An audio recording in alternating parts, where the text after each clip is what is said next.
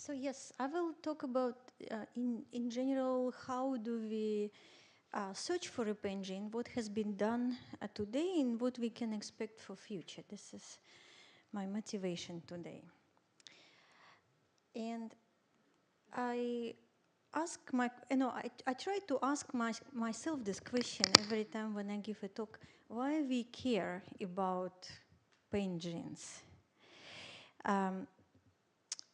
And so usually if we talk about kind of clinical practice, we say, well, there are two major domains we care about. The first is novel biological insights, and the second is to create measures to improve treatment. So in terms of clinical application of biological insights is from the genetic we can identify new targets and a new biomarker, and we can think about prevention. And this is maybe seems a little bit less applied in long-term goal, but to be, if you think about this, the pathophysiology, at least molecular pathophysiology of chronic pain, is completely unknown. It's not like it's, understudied. It's just unknown. We don't know what actually happened molecular-wise, cellular-wise, with people to transit from acute to chronic pain. So this would be will be great development in our understanding of chronic pain, again, above all the clinical application. The second very important domain of why would we care about genetics is creating improvement for measurements and maybe prognosis for the drug use. So everything which is related to the world which is popular today, which is personalized medicine. So we can then use this genetics in diagnostic prognosis and again for therapeutic optimization. And what do we know today? What did we learn about human genetics? When we say genetics, what do we mean? Well, we usually mean SNP. We usually mean changes in DNA. So maybe I should say like one step down, like one say, okay, changes in DNA. What are absolute majority of the changes on DNA do we carry in population? It's SNP, single nucleotide polymorphism. Only 0.1% of nucleotide in people here in this audience, in beyond, are different. So in other words, approximately each 1,000th nucleotide is different in each of us. And this single nucleotide polymorphism present the major source of genetic variability. So okay, this is what we study. So what kind of genetic variability we're dealing with? There are two major forms which we kind of can study and which we start to understand. So first is the common genetic variant, and the second is rare variant. Rare variant are the mutation, that one which is carried by one family, and this one are again very rare. That is the mutation. And the effect size is very high. That's why we can measure them. So what does it mean effect size is high? It means if person carry this mutation, this person very likely will develop disease. On the other spectrum of genetic variability are the common variant with very small effect size, right? But this common variant are common in population. It can be 5% of people in population carry this variant. It can be up to 50%. Again, because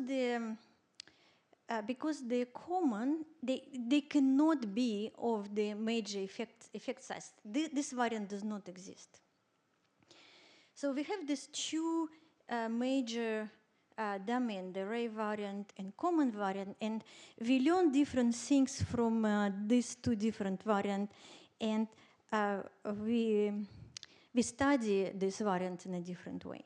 How do we study these variants? Well, if we start to talk about mutation, positional cloning, is pretty much how maybe many of you do for mice. This is what applied. We have family, we know who are affected individual and who are not. Then we compare the genomic DNA until we found this region which co-segregate with the disease.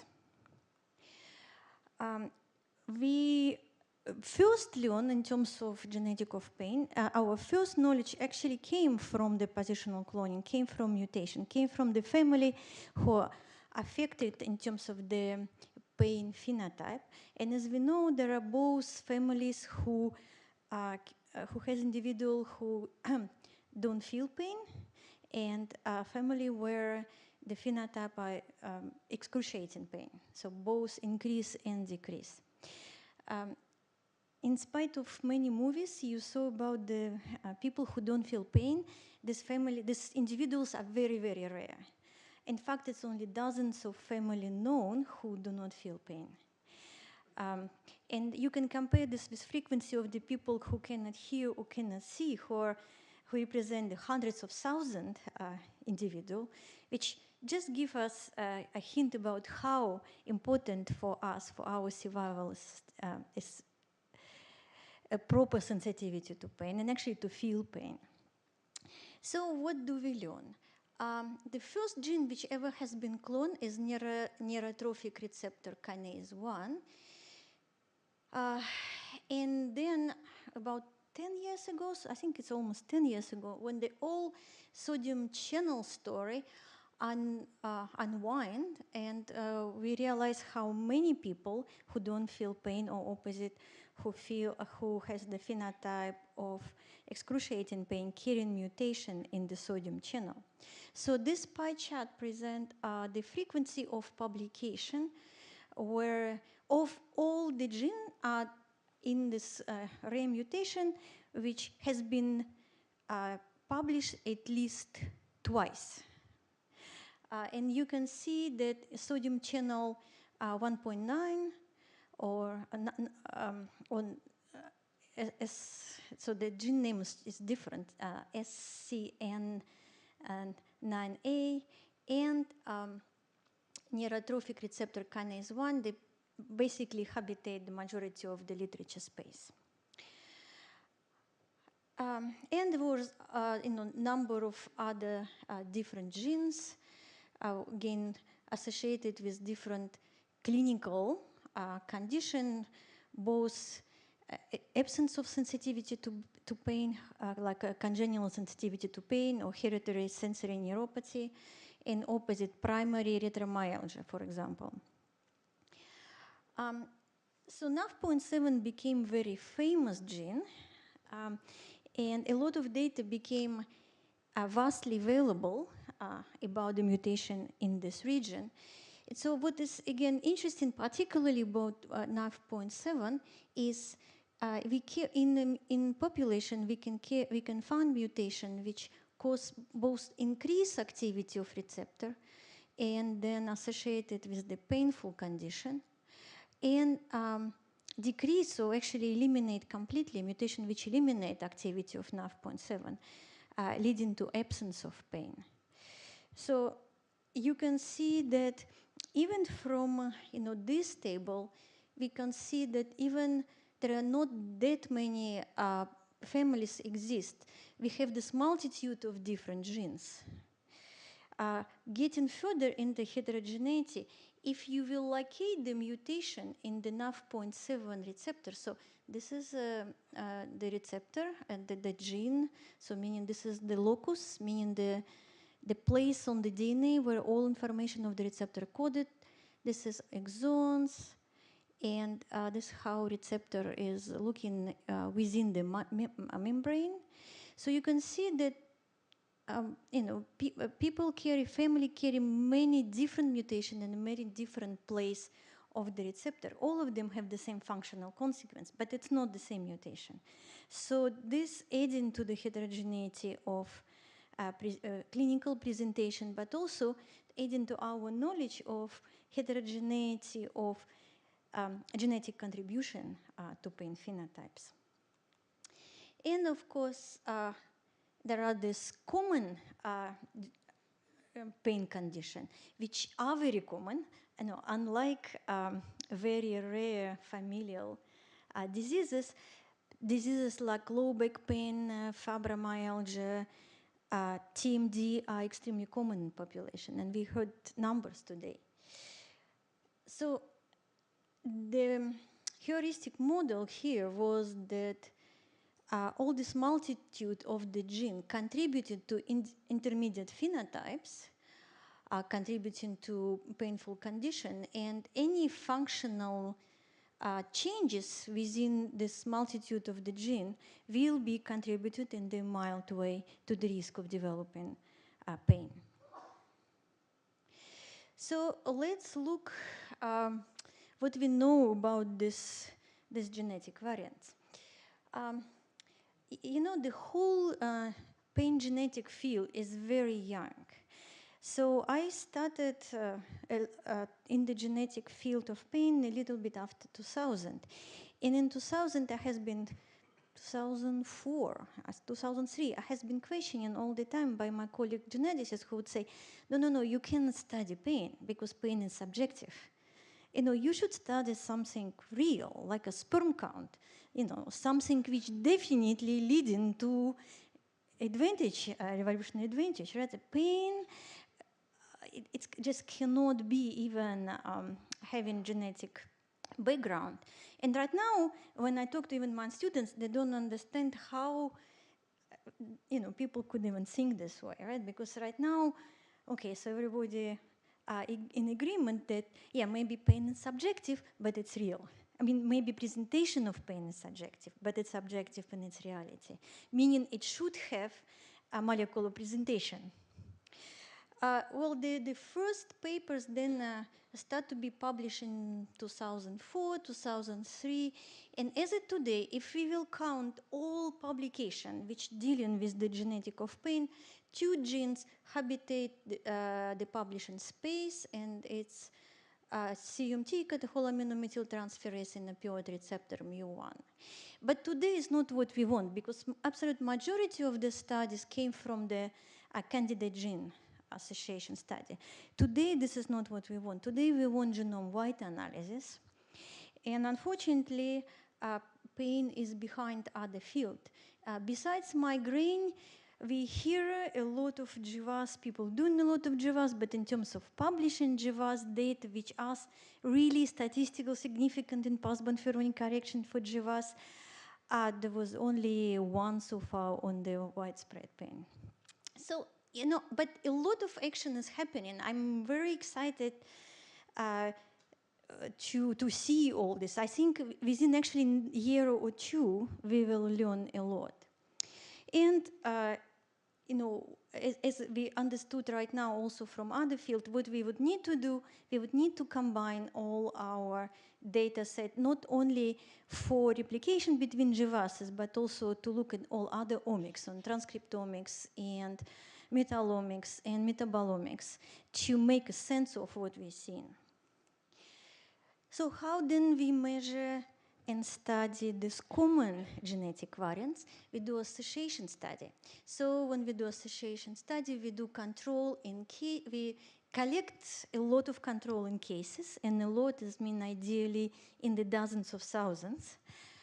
That's why we need to collaborate. We heard today during the tour in the Jackson lab that genetics only can be done by big group or in collaboration between 2 groups. And this is true. This is the only way how to develop it.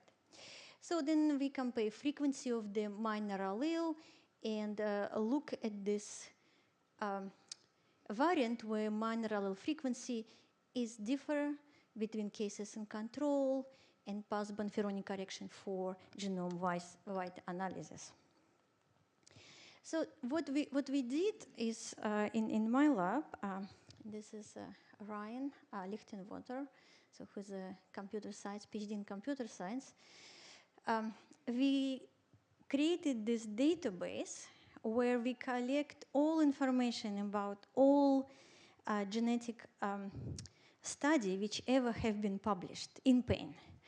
And it's, it's nice, searchable. You can search by gene, by SNP, by phenotype. And then there is many options you can do to the publication or corresponding data sets. So we did it partially for ourselves too, because we want to understand where we are today in terms of knowledge. And also maybe just kind of by repetition, what we can recognize in terms of contribution of genetic variant to pain phenotypes. So first question, very simple question, what are the most studied phenotype in pain field? And there are two. First is analgesia, and the second is migraine. So the migraine field was ahead, or is ahead of the rest of us, and we need to catch up. Analgesia, it's the fact that there are most publication is in analgesia is a reflection of the fact that we may be even more interested in try to identify the marker for the drug use and side effect like as addiction. So we're interested in this even more than trying to understand the pathophysiology of chronic pain. Then we can look at what genes so far has been published.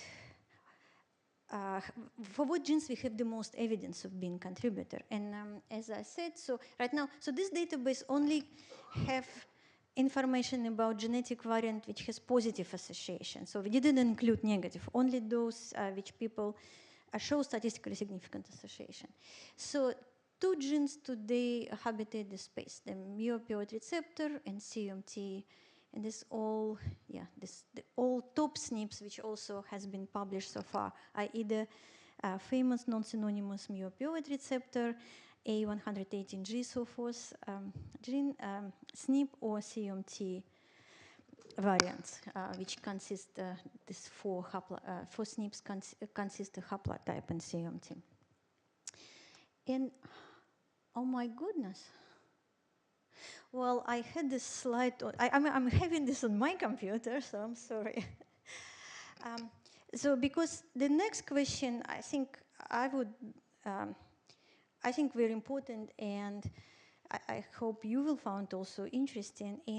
But was it any clinical development, or was it any translational knowledge so far has been extracted? Was it extracted so far from genetic knowledge?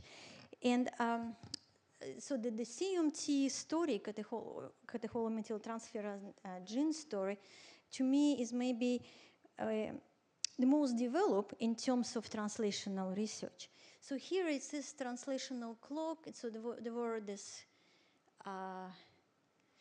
arrows, and also the publication day, because I thought how we can time some discovery. Well, let's time it by publication day.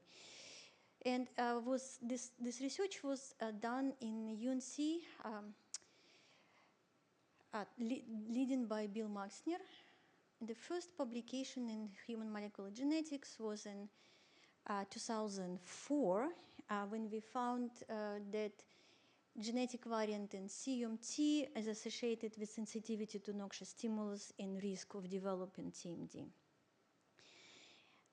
And right now, it's a very popular paper. There are more than 1,000, actually 1,100 right now citation to this paper. So then 2005 in Science, we published paper which show why this genetic variant affects CMT activity. And we showed that this is through alternation of secondary structure of RNA and impaired translation. So basically people with highly pain-sensitive haplotype do not have protein of CMT. And this study, Andy was the first, Andy Nutley was first author in this paper. She's a professor at Duke right now. So then Andy published also another paper in 2006, which asked, but why CMT is important for pain? Yeah, it wasn't by far the most popular gene in the pain research. And then Andy showed that in animal model that, okay, this is one fry filament response in a control mice, but if you will inject mice with CMT inhibitors, in fact, we use chemically dissimilar CMT inhibitors, they become extremely sensitive to noxious stimuli. Except if you will pre-treat them with non-selective beta blocker, adrenergic receptor beta blocker propranolol. So then you completely restore initial sensitivity. And so why propranolol? Well, because we say, well, CMT control epinephrine, norepinephrine, and dopamine level. It's a rate-limiting enzyme. So let's block one by one all catecholamine receptor. This is what we did. And beta-2 and beta-3 adrenergic receptor, again, blocked by propranolol, was shown to be responsible for the low CMT effect. And then in, I think it was 2010, when we published this paper, Inna Chivilova was the first author here, also from UNC, when we said, okay, if it's helped mice, maybe it will help human too. Propranolol, of course, the drug, which is a very old drug and used mostly today for situational anxiety. It used to be used in the cardiovascular space, but not anymore. It's a very old drug. We know everything about side effects of this drug. So we would predict that this drug should help people with chronic pain, but maybe even more exciting on you, that it should only help people who have this problem. So people who have a low CMT activity, people who overloaded with epinephrine, which are natural ligand for beta-2. And this is we did. So here, the response of people to propranolol, so a low number mean their pain went away, but you can see there the people has been stratified. First of all, overall in population we have less than 0.05 significance, meaning like on the population level, the propranolol does work for CMT. But the effect was driven by actually one group, the group who has low zero copy for high activity CMT. So those who have low activity, as we predict, they benefited from drug. Those who has a zero copy for high activity CMT benefited, and those who has one, not really, and those who have two, they almost actually went worse. So this was the first example. Another example I want to share with you is a very recent paper. So was also cross species paper, just and Bill mentioned about this, when we found in human, in a 3 cohort, that EGFR and EGFR natural ligand for EGFR, EREC, is strongly associated with TMD, again, in multiple population. And then we look at the effect of EGFR and EGFR inhibitor in a mouse model. So Lauren Martin at Jeff Mogil lab that time look at the effect of EGFR, and here we can see that many EGFR inhibitors, and in fact those which already exist in clinical practice for treating cancer, very effectively block pain in a mouse pain model. And the effect of this drug is comparable with the effect of morphine. So we also show, this is with Greg Neely in Australia, that we can create knockout flies for EGFR, and these flies also are not sensitive to noxious stimulus. So EGFR, nobody would expect EGFR being pain molecules, and again, there are drugs for EGFR to inhibit EGFR. They're just not used for pain. So I thought this is, two good examples in terms of can it be useful? Can this knowledge of the genetic contributors to pain be useful? I think this is two I can offer. And the next part of my talk, I would like to spend to discuss a little bit more about the overall structure of these genetic contributors. Okay, I give you two examples. I also, if you remember, was talking about two also contributors to pain, which we learned from families who has pain diseases. And by the way, so I wanted to add the slides too over there. So was it translated? Yes, it's also that knowledge has been translated. The anti-NGF antibody are in the last stage of developing right now for painful condition. And this is a receptor for neurotrophin receptor.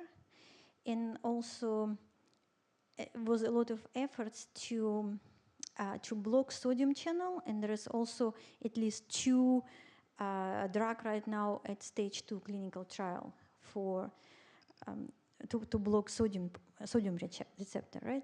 So when people told me, well, you know, the genetics is interesting, but it's actually very far from any application, it's not true. There are increasing number of direct translation. If you think about how much has been done to begin with, I think there are very substantial translation.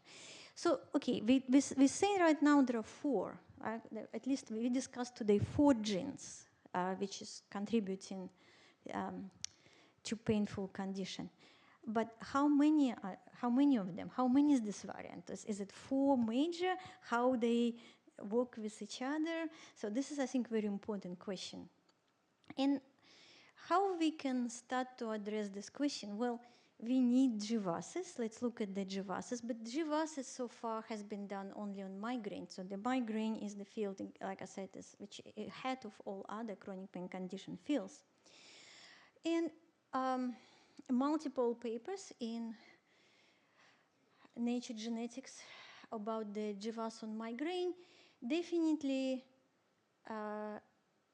tell us there are many migraine genes. In fact, one of the latest paper on GWAS on migraine on the meta-analysis of all migraine cohort downsized to 38 loci.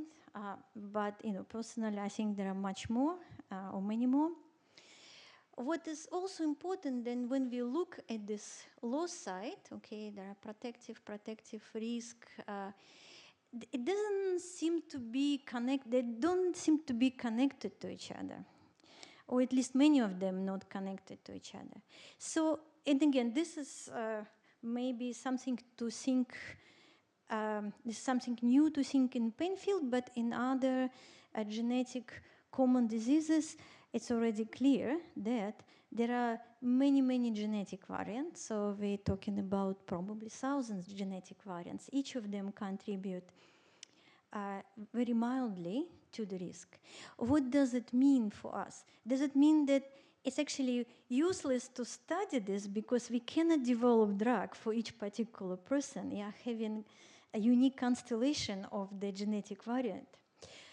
And idea is that, well, maybe there are many genetic variants, but if you will think about this, that, for example, if we are taking pathway and we already know that a neurotrophin receptor is important for developing pain, but there are many genes here that together as a pathway leading to the signaling.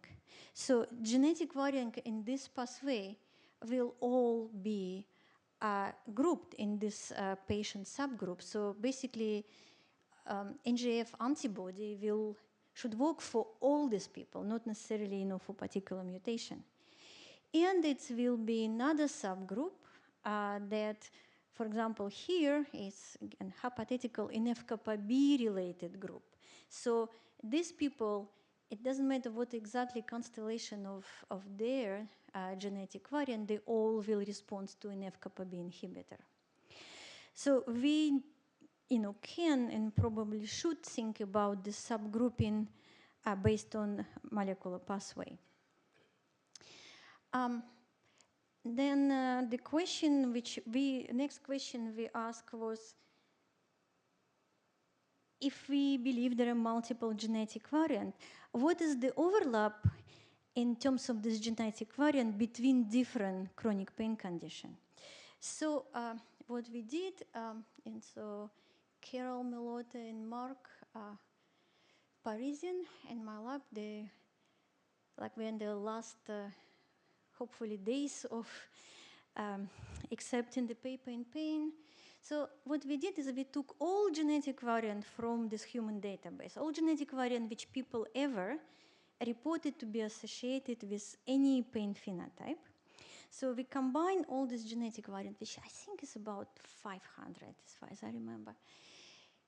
And we ask question, first of all, can we reproduce this finding? Can we reproduce this association in the very big cohort, which called UK Biobank? UK Biobank is 500,000 people, GWAS. So 500,000 has just been released. We work on 150,000, which is still a lot. So we took all the SNPs and the phenotype, which is self-report of pain.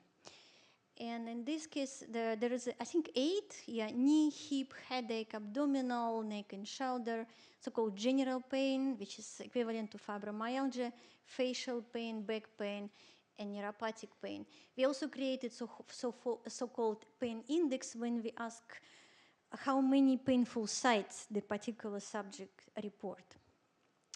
And so here is QQ plot. If you are not used to look at the QQ plot, let me take you through this. Okay, for example, take back pain because it's representative. So it is its expected p-value versus observed p-value. And if nothing statistically significant happen, then all the association, each dot is a SNP or p-value of the association. So if nothing significant happen, that the dot should lie on the yellow line. So this completely no action means, right? And the 3 green line is the FDR with different assurance.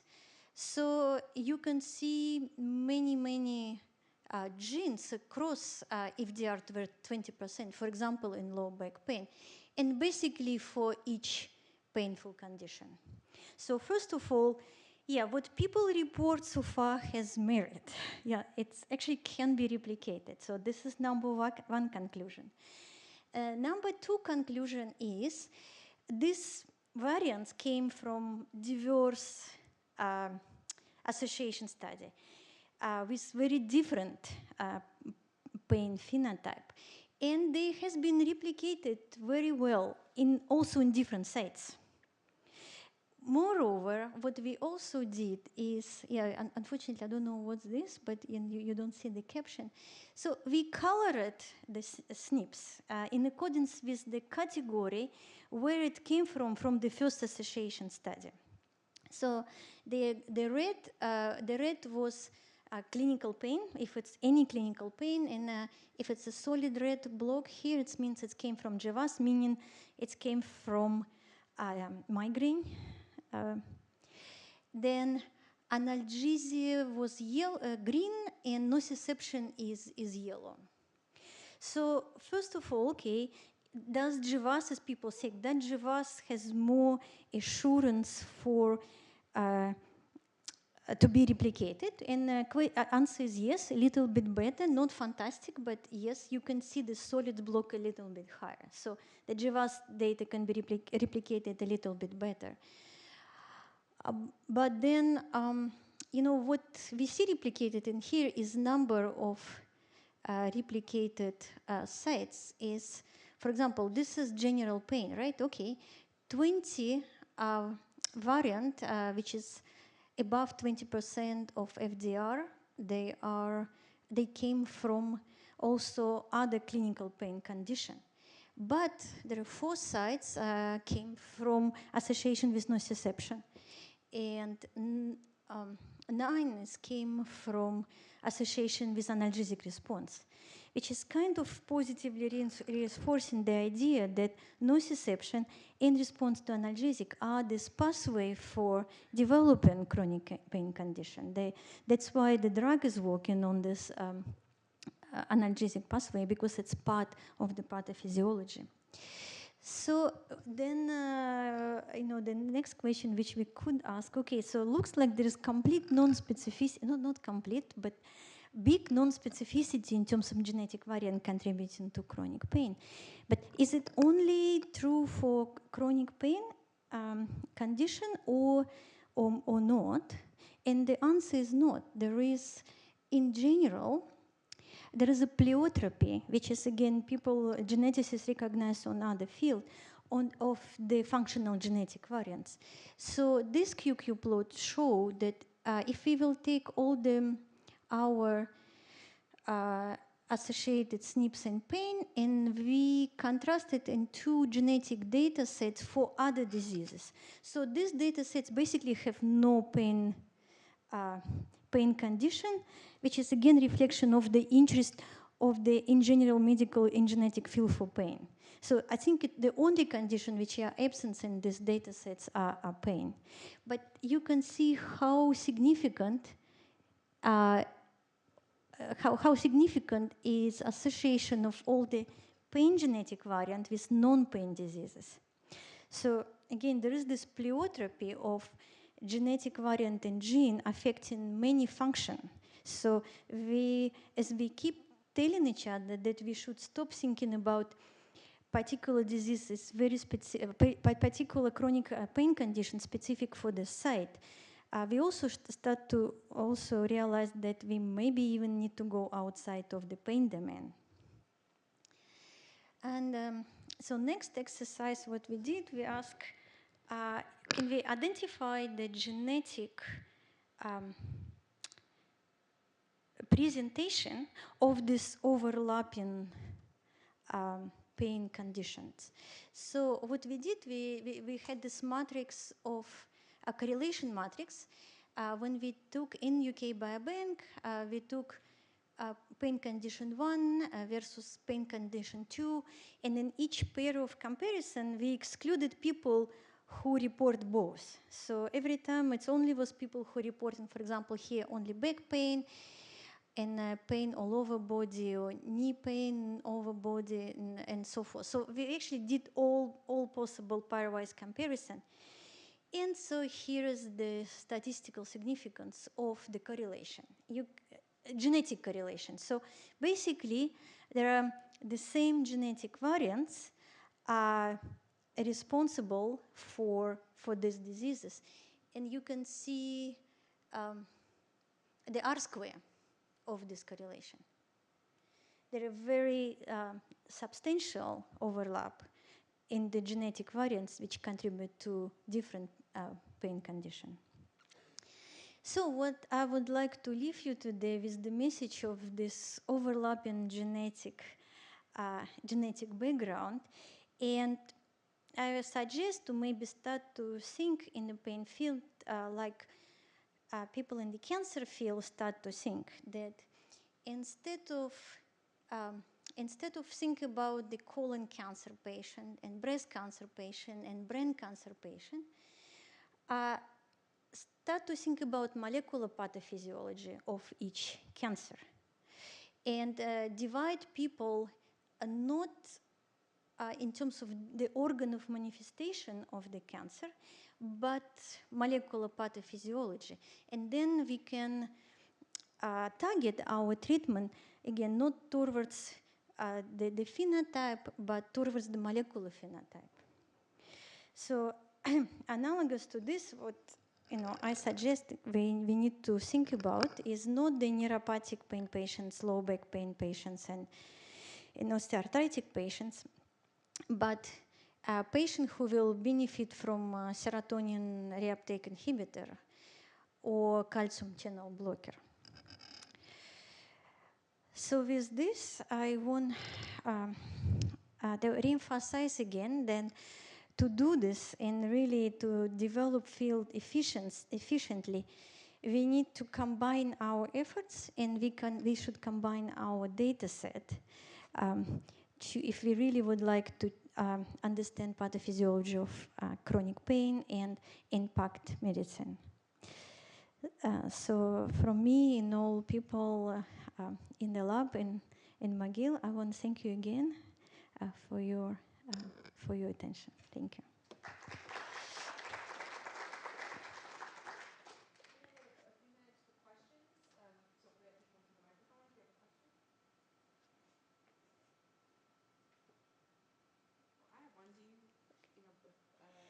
Do you see this as a? Can you go to the microphone? Can I go to the microphone? Oh, do you want to use this? Well, so you said that you think it's more like a general set of genes that may be targets across multiple pain subtypes, right? So, do you think there's also a place in that conceptual space for pain-specific genes that would be really connected to a particular pain type or pain syndrome? I do think so, yeah. I think it will be always some genes which will be organ specific.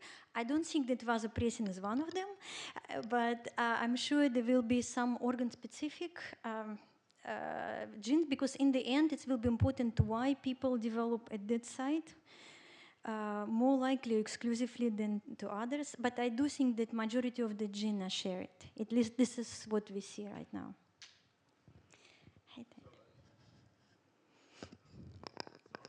Oh, okay, good.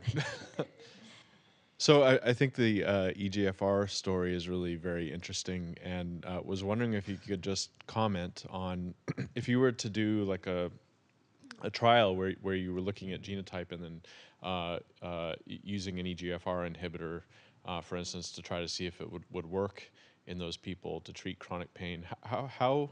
What proportion of people for say the pain type that you think might be most affected by that? Do you think that you could actually pull out to do that kind of targeted trial? And then the other part of the question is, it seems like you also find SNPs and or mutations and downstream signaling pathways that are also regulated by this. So I wonder if you might also comment on if it might even be more widespread than what you would glean just from looking at the EGFR part of the data. Yeah, this all question we were thinking about.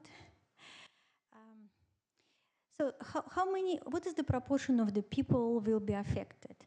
The strongest genetic contributor to this association is not EGFR itself, but epiregulin.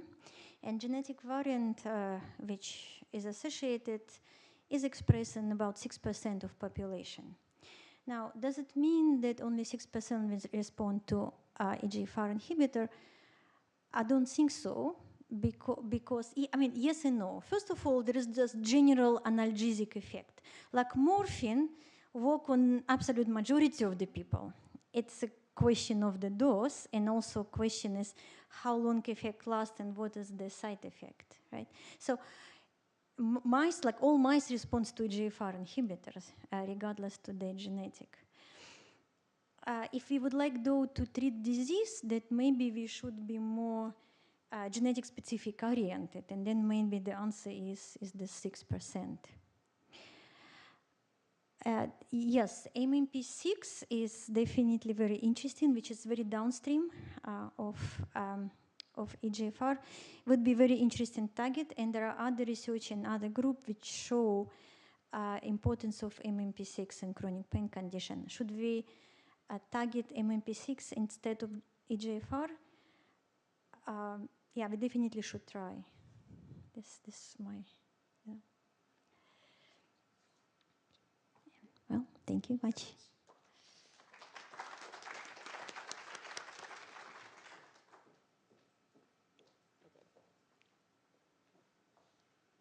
So the next speaker is someone that I have a long-lasting collaboration with, including our two children. So this is Dr. Kyle Baumbauer, and he's going to be talking about transcriptional profiling in individual sensory neurons and its implications for spinal cord injury-induced pain. You stole my thunder, took my joke. I was going to say it's nice to have somebody that's never met me pronounce my last name correctly, but thank you for ruining that. I should note that before we get started, that those of you who want CEUs at the break, which is I think right after this, should go outside and sign a piece of paper so you make sure you get your credit for sitting through this. All right, so in my lab, we are concerned about spinal cord injury. And spinal cord injury presents itself in the patient population with significant impairments. And when you think about those impairments, you might have an image like this in your head. And instead of having this kind of image that is associated with loss of locomotor function, I would propose that you should have something like this in your head. And the reason for that is that the problem of spinal cord injury is not one of necessarily loss of locomotor function, but is one of pain. And that is because up to 80% of people with spinal cord injury present with some kind of pain. 30% of them rate that pain as being debilitating.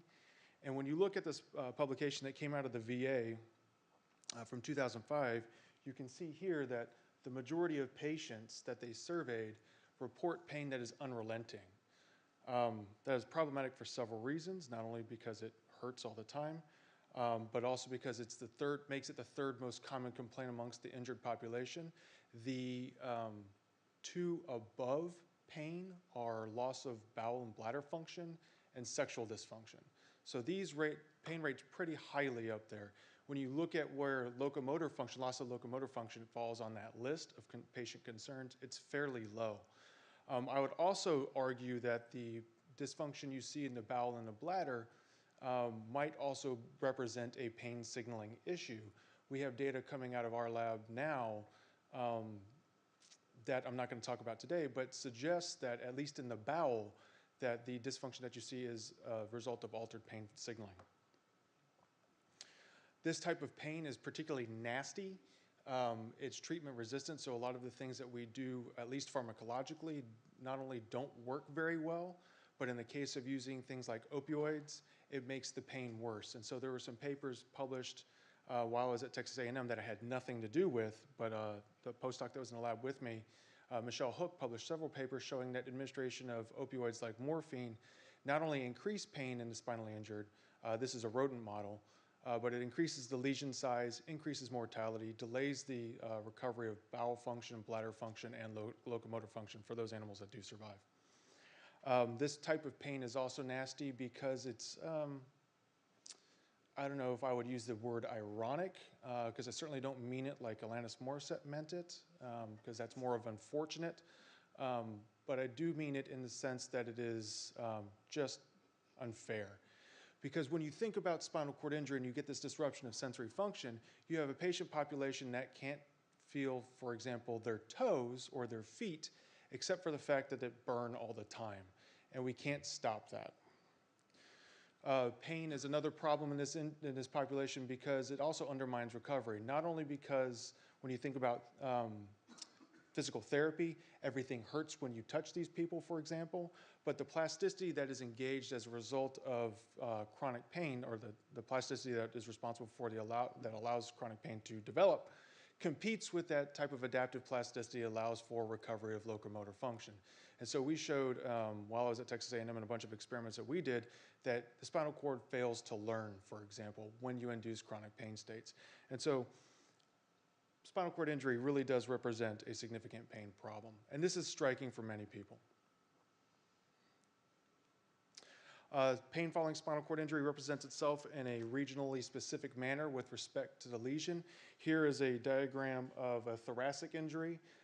So you have pain that when it presents at the dermatomes and myotomes that are innervated by this level of spinal cord, you will have what's called at-level pain. If you have pain in the dermatomes and the myotomes that are above the injury site, that is referred to above-level pain.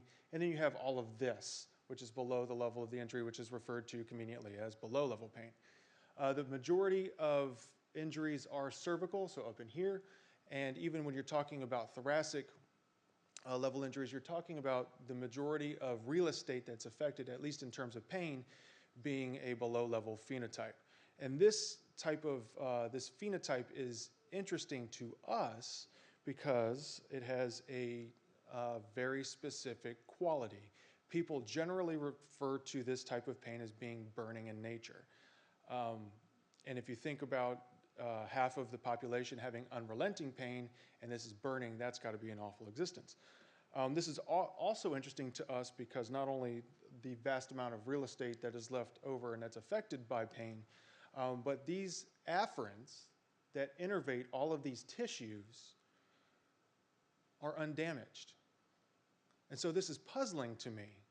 What is it about chronic pain, or excuse me, why does spinal cord injury recruit undamaged sensory neurons? Why does it affect tissues that aren't damaged? Because if you think about what pain is supposed to do in the adaptive sense, it's supposed to relay that something bad happened to a tissue. There's something wrong with it.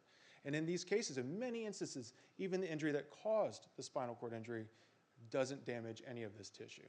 And certainly in our cans in the laboratory, that's the case. So there are two questions that we generally drive the research in my lab.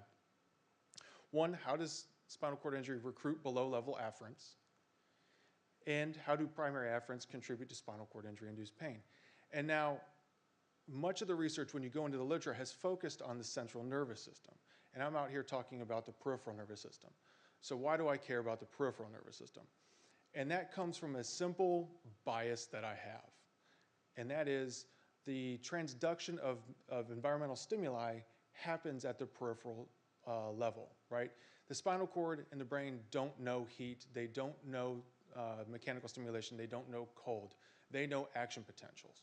What does know heat, mechanical, and cold is the primary afferents, and they're responsible for transducing those stimuli into action potentials that can be interpreted later on in the nervous system. That's not to say that other levels of the nervous system aren't important for any of this. They are. But we've focused on the primary afferents because there has been little attention paid to them, and it made a lot of sense to us. So here's what we're going to do. We've done a lot of different work looking at what's going on here. And for the purpose of this presentation, we've taken a single-cell gene expression approach to look at how injury affects gene expression profiles in individual neurons and how that might contribute to function. And so we're going to target a specific area of the nervous system, or the peripheral peripheral neurons. And those neurons, within that population, in general, we're interested in nociceptors. Nociceptors are sensory neurons that are specially designed to transmit painful information. Those nociceptors generally come in two flavors. One is peptidergic because they're traditionally thought to express peptides. The other is non-peptidergic because they're traditionally thought not to. They're conveniently labeled. Along with those neurochemical identities comes a whole host of functional differences. So some work in a lab that I trained in at Pittsburgh, Rick Kerber, they identified these peptidergic afferents as being C fibers, these unmyelinated fibers, that are primarily heat sensitive and mechanically insensitive. The non-peptidergics were identified by several laboratories as being C fibers, again, that are mechanically sensitive and heat sensitive. And that's important. Why? Not only does it show that they have different functional capacities, but it shows that they have different signaling mechanisms, different transduction machinery. These things are very different. And why that's important traditionally has been that people have tried to target these two populations of afferents very specifically to stop pain of varying modalities. And so we use the strategy to identify afferents by their neurochemical identities. We also worry about the tissue type that these afferents innervate. And so what we're going to do is target the neurons that innervate the hairy skin of the hind paw. The reason for that will become clearer later on in my talk. And the way that we do this is we inject the saphenous nerve with dye. The saphenous nerve innervates the hairy skin of the hind paw. That dye is taken back into the dorsal root ganglia where the cell bodies for the afferents live, and then we can collect them. We know where they go. To segregate the two different populations, we use two different lectins. This one here, WGA, is wheat germ agglutinin. It gets the peptidergic afferents, the peptidergic nociceptors. This one here, IB4, isolectin B4, targets the non-peptidergics. And so we have these lectins that are conjugated to alexafluoride dyes. They're taken back, they're injected into the nerve. You can see this nerve glows. It's taken back into the DRG, and we can collect fluorescent neurons, so we know everything, well, we know a lot about them. We then wait some period of time. We will then take our animals, induce spinal cord injury using this nefarious looking device. This is an Infinite Horizons impactor, and all of this stuff serves to connect a computer to that little thing. That's a piston that allows us to hit the exposed spinal cord with a particular force, and we let it sit there for a particular amount of time. So the force and what we call the dwell time impacts the severity of the lesion and the significance of the impairment and potentially the severity of pain. We impact the cord between T8 and T10, and then we wait some period of time, either 1 or 7 days. I should mention if we're going to wait 7 days, we have to do our injections a little later to allow proper back labeling. But once we have waited the appropriate amount of time, we go in and we extract the L2 and L3 DRGs. We do that bilaterally because it's a central injury. We choose L2 and L3 because the axons from those cell bodies comprise the saphenous nerve, and they are below, several segments below the level of the lesion. And what we see when we dissociate these cells, we take the DRG out, we dissociate them, we get single neurons, single cell bodies. You can put them on a plate and look at them on a fluorescence microscope, and you see glowing neurons, indicating that came from our saphenous nerve. This is what this cell looks like under bright field. It's nice and healthy. It doesn't have any satellite cells around it, so we get one cell and nothing contaminating anything else. We pick it up with essentially what is a glass patch pipette. It's a little bit bigger, but we suck it up, put it in a tube with some lysis buffer, and then we run PCR on it. And we run PCR on a gene panel of roughly 15 genes. I'm happy to talk about what all of these genes do, what they encode, and what they're functionally responsible for, but given time constraints, I'll just say, in general, all of these things have been identified in nociceptors and contribute to, at least the protein product, contributes to the sensitization of these afferents, right? And so we wanted to stay in the realm of targets that are known to drive peripheral sensitivity, and we know that these things do what they do based on literature looking at peripheral nerve injury and peripheral inflammation. And so we chose these for that reason. We wanted to stay out in peripheral targets. So here's what it looks like. What I'm going to show you is mean fold change from individually sampled neurons. These are going to be the peptidergic neurons. Oops. We've got individual peptidergic neurons here. These are the WGA back labeled. This is a panel from 24 hours. This is also from our most severe injury. This is a 70 kilodyne impact force at 10-second dwell time. That's a particularly nasty injury. And what you see here on the y-axis is fold change and then all of our targets. And when you just survey this graph, you can see there's a lot of things that went up and down. And what stood out to us the most is this thing here, ASIC3. This also stood out to us, GFR alpha 3. ASIC3 encodes an ion channel known as acid sensing ion channel 3, and I'll talk more about why this is relevant to us later. GFR alpha 3 is part of the GDNF family of receptors. It encodes a receptor that preferentially binds arginine. So we see this pattern of gene expression changes. We've also looked in animals that received this kind of injury at 7 days, and we see a very similar expression profile. It's just the magnitude of these changes is altered a bit. And so to us, what that said is that things start to ramp up, right? We get a very early onset of gene expression that might contribute to function. It continues to ramp over a week, and this could be bad news for pain. Or I guess good news if you think pain is what it's trying to drive. We've looked at a lower injury level. This is a 65 kilodyne, 1 second to see if injury severity matters. And you can see a very similar pattern of gene expression there as well. The same targets are changing. So we did the same experiment. Oh, excuse me. What stood out across all of these injury conditions is that ASIC3 showed very large changes in expression level. And so that struck us as being very interesting. And I want you to hold on to that thought for just a second. So we looked at the next population. We looked at non-peptidergics. And we see across all of these panels a very similar profile, right? Some of these targets are a little different. Like over here we see P2Y1. P2Y1 is a purinergic receptor, and it's thought to primarily exist in this population of cells. But in general, we see the same expression profile. But what stood out to us again was that ASIC3 goes way up in this population of afferents. And why that was important to us, and also very exciting, was that traditionally people have thought of these afferents being very different and requiring very different signaling mechanisms to engage them, right, so that they do what they do. And here what we're showing is that spinal cord injury recruits both populations of afferents potentially by increasing ASIC3 expression. And that was never been shown before, and that was really exciting to us. Okay, this is all well and good. It's gene expression. It's in individual neurons. We know nothing about them other than they bind some conjugated dye, right? We know what neurochemical identities are, but we don't know anything else about them. There's always the question in my mind that you get a change in gene expression. Does it have any functional relevance? And so we've started to look at that. And the first way we did this is to just go back to the animal and ask, do you see alterations in sensitivity following spinal cord injury? And can you reverse that by an ASIC3 inhibitor? Really simple experiments to do. Here is, we're going to measure mechanical sensitivity like many of the talks that were given prior to this.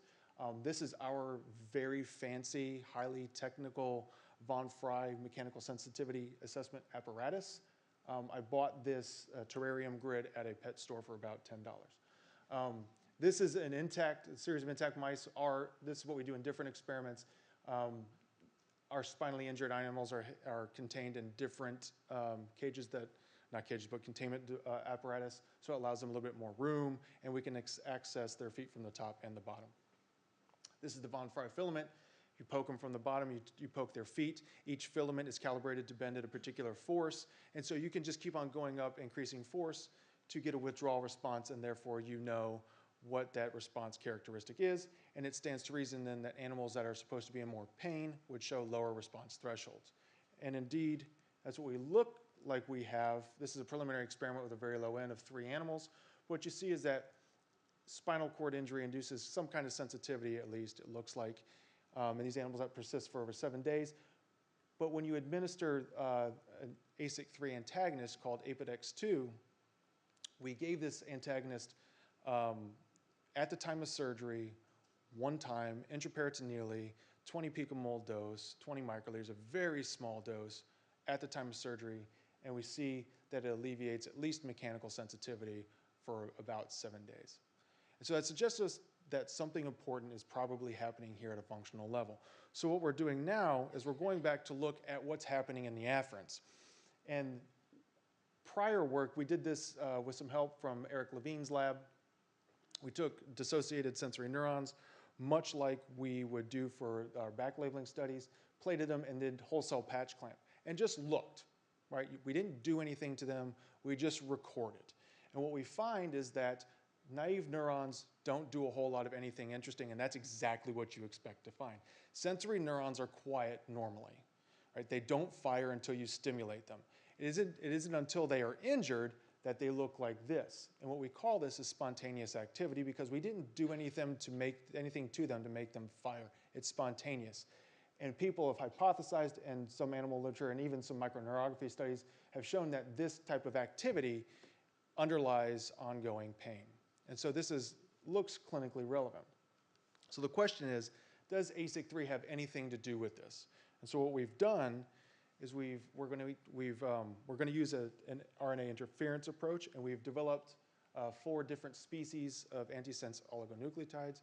Instead of expression, fold change expression, these are delta CTs, so up is less. It's the wrong way. So what we've done is developed antisense nucleotides, verified that this ASO4 here can successfully knock down ASIC3, and that this non-targeting control does not do anything. So the question is, what does this do to physiology, the physiological response of these afferents? And like I said, this was done with whole cell patch clamp, and that tells you a lot about dissociated neurons and spontaneous activity. But we want to know, what does this have to do with response profiles or response characteristics in afferents in their native state? And so we have a different preparation that we like to use. This is an ex vivo skin, nerve, DRG spinal cord preparation that allows us to essentially have the entire peripheral sensory circuit in a dish, and we can interrogate it. And this is why I went after the saphenous nerve in the beginning, because there it is right there. What we have is the hairy skin here, saphenous nerve, the DRGs, and the spinal cord. The saphenous nerve innervates this portion of the skin here.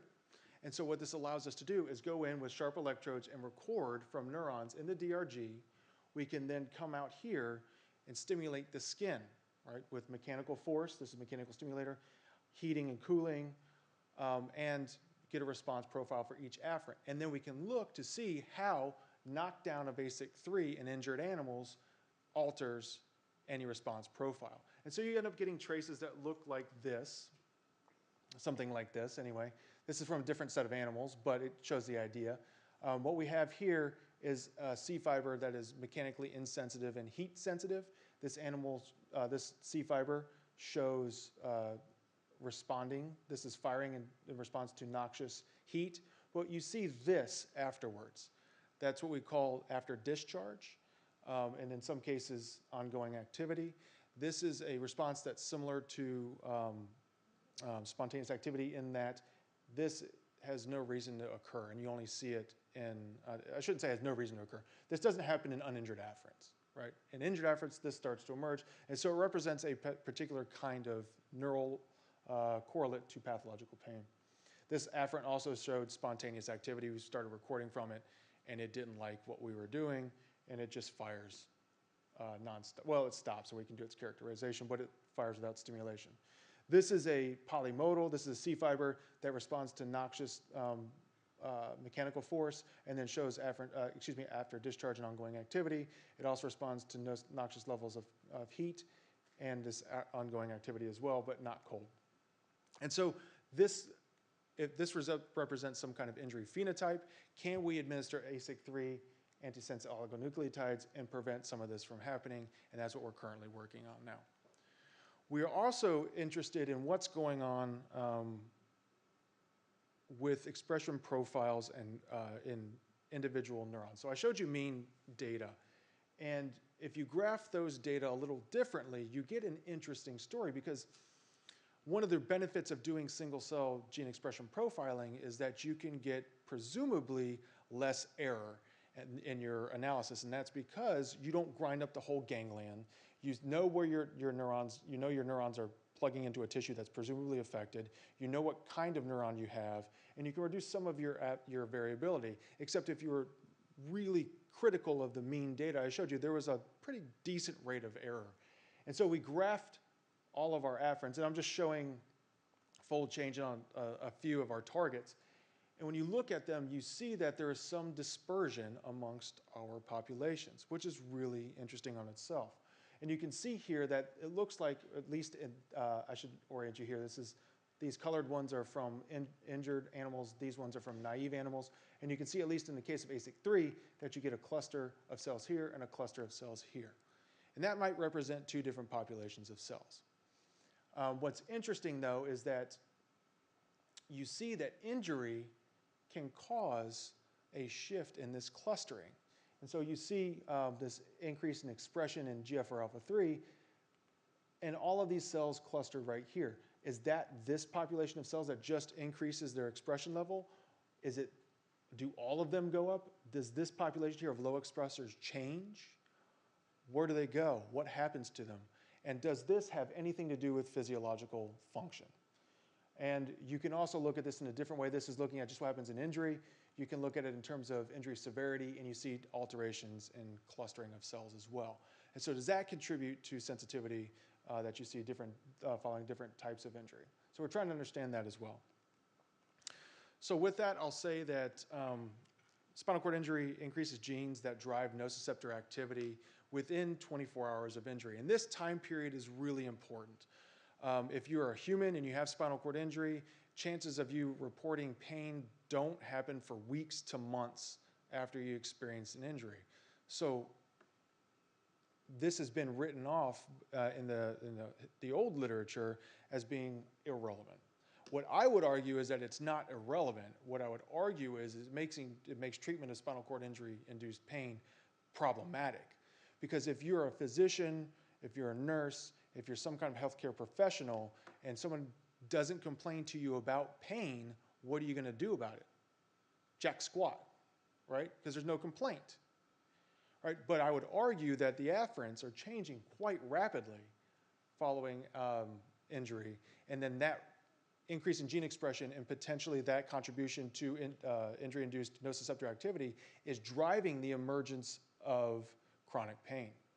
And if anybody in here that studies chronic pain knows that the reversal of that pain is very difficult, if not impossible. So in a lot of experimental studies, what we focus on to show efficacy of any kind of intervention is, can we prevent the onset of pain?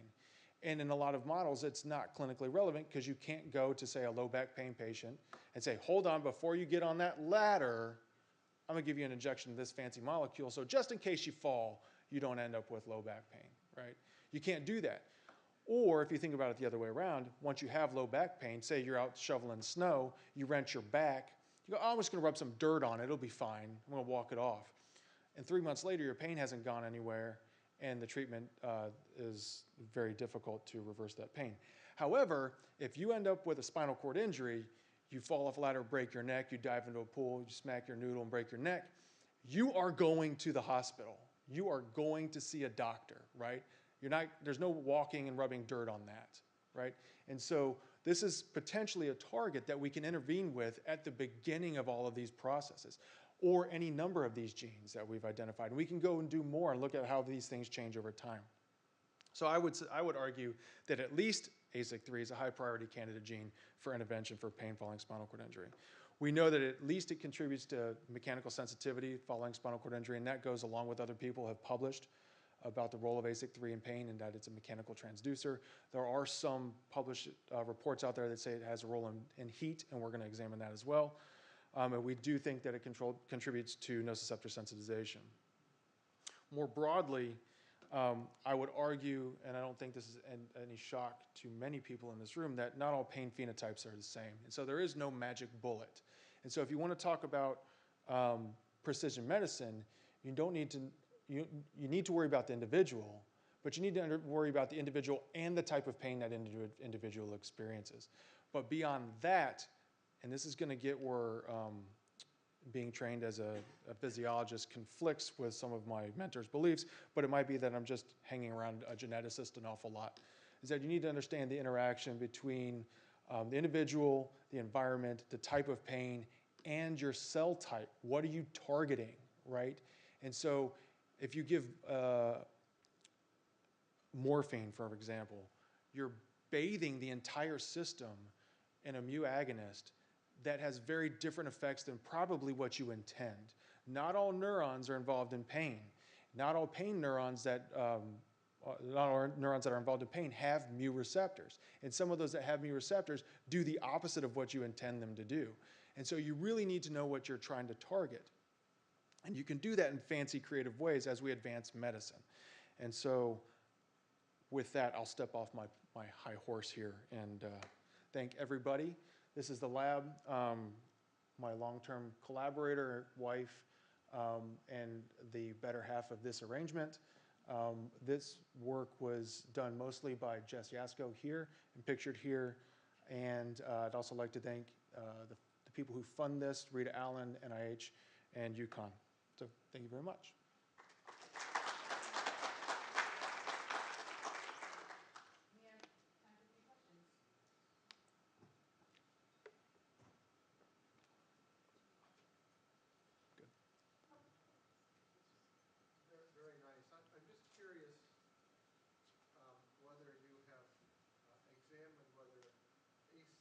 Inhibitors restore function in any of the animal models to date. And secondly, you know, I'm just curious whether muscle, ACE receptors in muscles, if there's any relationship potentially with trafficking to the central nervous system through DRG that may play an important role here too. So is that a potential source of the upregulation that's coming from periphery? So there's a recent story that was published by Mike Jankowski, who consequently we were postdocs in the same lab at the time. Well, not at the time, but we trained together on a career curve. He just published a paper looking at muscle afferents and ASIC inhibitors and ischemic injury. And sure, ASIC3 goes up and it contributes. Whether or not that's coming from changes in the muscle afferents, I don't know. We have, that kind of question ties into another interest in how in the hell does the skin become sensitized and why would that happen, particularly when patients report more musculoskeletal pain. And so we have preliminary data that we've gathered completely serendipitously, where we've looked at CGRP staining, trying to determine how innervation in the spinal cord from the afferents changes following injury. And when you look at our naive samples, the spinal cord, you get really nice banding. You get your nice CGRP band, you get your nice PKCTMA band, and that overlaps nicely by before. When you look at injured animals, even in the uninjured spinal cord, that CGRP binding is completely gone. And as a matter of fact, spinal cords look like you licked your finger and smudged them. And if you had somebody who sucked at IMC, you would tell them to go and do it again. But I have somebody who's very good at it, so I said, this is really interesting. Let's look at the afferents. We went back and looked at cell bodies, and CGRP is gone. And so what I think is happening, and we haven't explored this with any kind of rigor yet, is that CGRP is being dumped following injury, and that, like glutamate, it's getting into all these other territories it doesn't belong into. And so perhaps you're getting sensitization of everything. Surgeon. Dr. Baumbauer, I have 3 miniature questions. I have one. Can I have 3, please? So do you mind if I answer one question, then I ask one question, then you answer instead of? Yeah, that's great. So my first question is, you showed there's an increase in messenger RNA for acid sensing channel, but where is the channel expressed? Do you see an increased expression? That's a really good question, and we're working on that now. So we're looking to see if it's trafficked to either end of the terminals, right? So these cell bodies, they're pseudo-unipolar neurons, and we're looking to see where they go from there, from the cell body itself. The trouble with that is that the antibodies for ASIC3 are not very good, and so we're having a whole lot of trouble. We're working with it. We're collaborating with Mike Jankowski, who's done this also. We're trying to figure that out. It would be really nice for our story if we saw them traffic to the central terminals, because what we think is happening is that these receptors function as pH detectors, and the channel opens with very subtle changes to pH. And so what we think happens is that there's an alteration of pH in the cord following injury that the afferents detect and start conducting action potentials the wrong way. And so we're looking to see if that even happens. So that leads me to my final question, which is, if this is an acid sensing channel, that means in the in vitro preparation, where you isolate a neuron from dorsal root ganglion, there will be no increased after discharge, or there will be no increased spontaneous activity because there is no acid present. If you could do that in a situation, well, the problem is when you isolate them, you're causing tissue damage anyway, right? But these receptors function not only by activating following changes in pH, reductions in pH, but also they bind cytokines like IL-1. And that can drive them to fire as well. But if I understand what you're saying, if you could isolate them and you would see no change because there's no acid around. And when you look at the afferents, the naive afferents, the expression levels are quite low. So that would support what you're saying as well. I also have 3 questions. I'll ask them one at a time too. So the first one is related to that, actually. So when you are looking at the neurons in the prep that you have you thought about exposing them to like pH 7 or 6.9 and see if that dramatically changes their activity?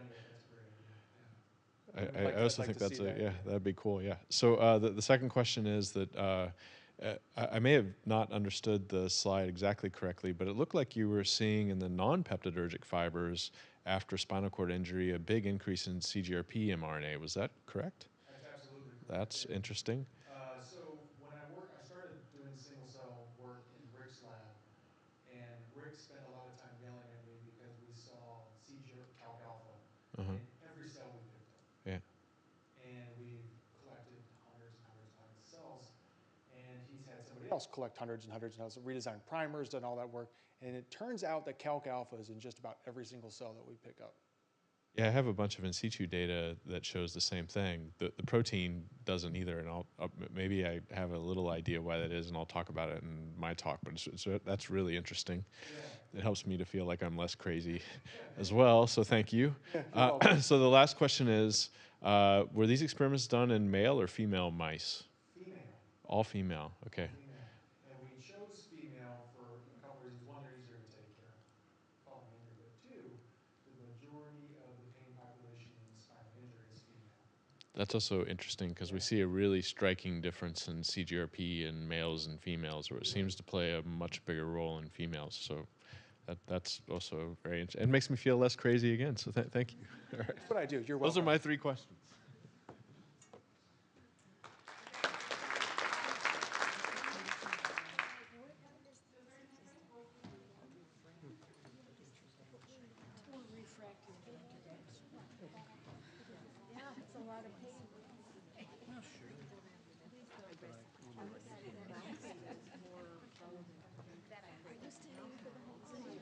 I leave at 4:40. 4:40. So I'll be here for the next session. Oh, okay. Wishing you very good holidays. Okay, thank you. Yeah, thank you. I'll say goodbye before I leave.